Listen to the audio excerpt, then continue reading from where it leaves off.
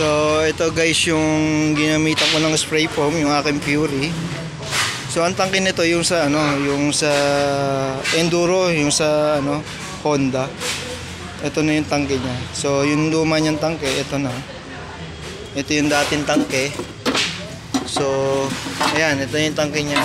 So kinuha ko lang yung fuel cap tsaka yung sa gas tank, yung pang-indicate ng kung maano na, nilipat ko dito, pinahinang ko. Kaya makikita mo yan. Yan. Ito. Ayun.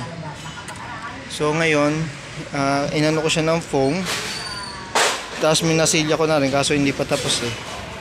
Ayan. So dito ba, masilyahan ko pa dito. Ipo-foam ko muna. Tapos tsaka ko lilihain. Tapos tsaka masilya.